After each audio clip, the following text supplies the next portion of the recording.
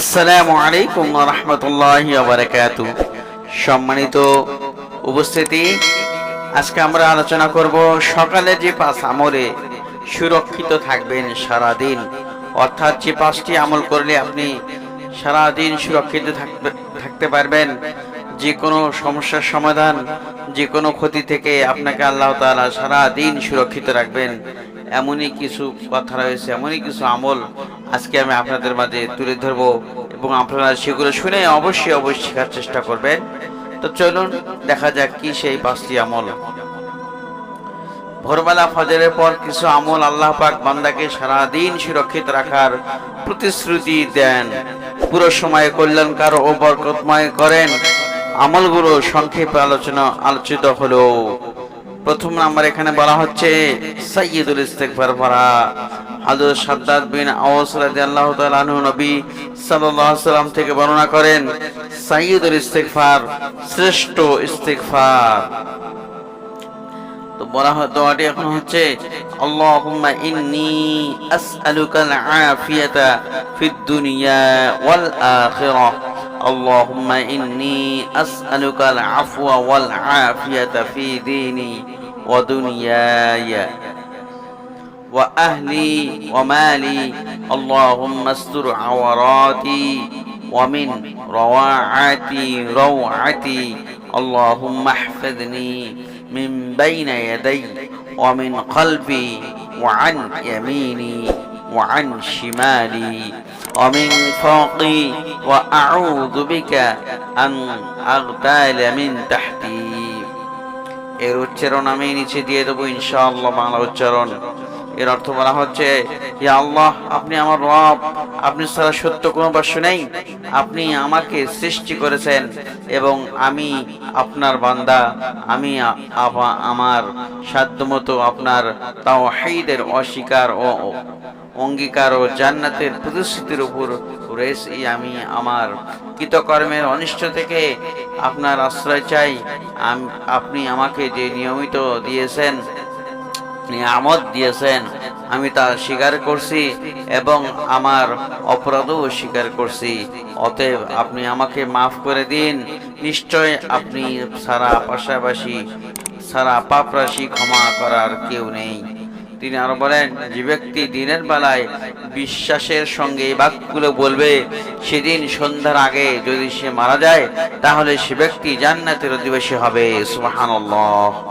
আর যে ব্যক্তি রাতের বেলায় এই বাক্যগুলো বলবে এবং সকাল হওয়ার আগে মারা যাবে, সে ব্যক্তিও জান্নাতের অধিবাসী হবে। সুবহানাল্লাহ বিহামদিহি সুবহানাল্লাহিল আযীম। বুখারী হাদিস 6306 নম্বরে এটি উল্লেখিত হয়েছে। ফরজ নামাজের পরের আমল দ্বিতীয় নম্বরে বলা হয়েছে সুবহানাল্লাহি ওয়া বিহামদিহি পাঠ করার দ্বারা সারা দিন সুরক্ষিত রাখবে আল্লাহ তাআলা আপনাকে। হযরত আবু হুরায়রা রাদিয়াল্লাহু তাআলা বর্ণনা করেন, আল্লাহ রাসূল সাল্লাল্লাহু আলাইহি সাল্লাম বলেছেন, যে ব্যক্তি সকালে ফজর নামাজের পর 100 বার ও সন্ধ্যায় 100 বার সুবহানাল্লাহি ওয়া বিহামদিহি পড়বে, কিয়ামতের দিন তার চেয়ে উৎকৃষ্ট কিছু কেউ নিয়ে আসতে পারবে না। তবে সে ব্যক্তি ছাড়া যে তার মতো বলবে বা তার চেয়ে বেশি আমল করবে। সুবহানাল্লাহ।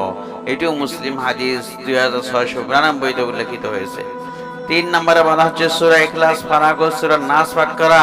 হযরত আব্দুল্লাহ ইবনে খুবাইব রাদিয়াল্লাহু তাআলা আনহু থেকে বর্ণিত, নবী সাল্লাল্লাহু আলাইহি ওয়াসাল্লাম বলেছেন, তুমি যখন সন্ধ্যায় উপনীত হবে কিংবা সকালে উপনীত হবে, তখন তুমি সূরা ইখলাস, সূরা ফালাক ও সূরা নাস 3 বার পড়বে। এটি তোমাকে সবকিছু থেকে রক্ষা করবে। সুনানে তিরমিজি হাদিস 3575 লিখিত হয়েছে। আবু দাউদ হাদিস 5082। সকালের আমলগুলো ফজরের পর পড়ে নেওয়া অতি উত্তম। 4 নম্বরে ছোট্ট একটি দোয়া বলা হয়েছে। হযরত উসমান বিন আফফান রাদিয়াল্লাহু তাআলা বলেন, আমি আল্লাহ রাসূল সাল্লাল্লাহু আলাইহি সাল্লামকে বলতে শুনেছি, প্রতিদিন সকাল সন্ধ্যায় এই দোয়াটি 3 বার পড়লে আর কোনো ধরনের ক্ষতি হবে এমনটি হতে পারে না। আবু দাউদ 5900, তিরমিজি 3388, ইবনে মাজাহ 3869 উল্লেখিত হয়েছে। দোয়াটি হচ্ছে বিসমিল্লাহিল্লাযী লা ইয়াদুররু মা ইসমিহি শাইউন ফিল আরদ ওয়ালা ফিস সামাই ওয়া হুয়াস সামিউল আলীম। বাংলা উচ্চারণে দেওয়া হবে ইনশাআল্লাহ। এর অর্থ হচ্ছে আমি আপনার দিন বা রাতের সূচনা করছি ওই আল্লাহর নামে, যার নামের সঙ্গে আসমান জমিনের কোনো ধরনের ক্ষতি করতে পারে না। তিনি সর্বশ্রোতা ও সর্বাজ্ঞ। সুনানে আবু দাউদ হাদিস 5088 উল্লেখিত হয়েছে। 5 নম্বরে বলা হচ্ছে সূরা তাওবার 129 নম্বর আয়াত পাঠ। হযরত আবু দারদা রাদিয়াল্লাহু তাআলা বর্ণনা করেন, রাসূল সাল্লাল্লাহু আলাইহি ওয়াসাল্লাম বলেছেন, যে ব্যক্তি সকালে ও সন্ধ্যায় 7 বার নিয়মিত দোয়া পড়বে, আল্লাহ তাআলা বিপদ আপদ ও দুশ্চিন্তা দূর করে দিবেন।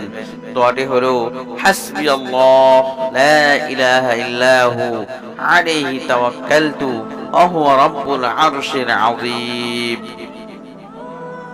এর অর্থ হচ্ছে আল্লাহই আমার জন্য যথেষ্ট, তিনি ছাড়া কোনো সত্য কোনো উপাস্য নেই, তার উপরে আমি তাওয়াক্কুল করি, তিনি মহান আরশের অধিপতি, আল্লাহ তার দুশ্চিন্তা দূর করে দেবেন। এটা আবু দাউদ হাদিসে 5081-তে উল্লেখিত হয়েছে। তার আজকের আলোচনাটা এই পর্যন্তই ছিল।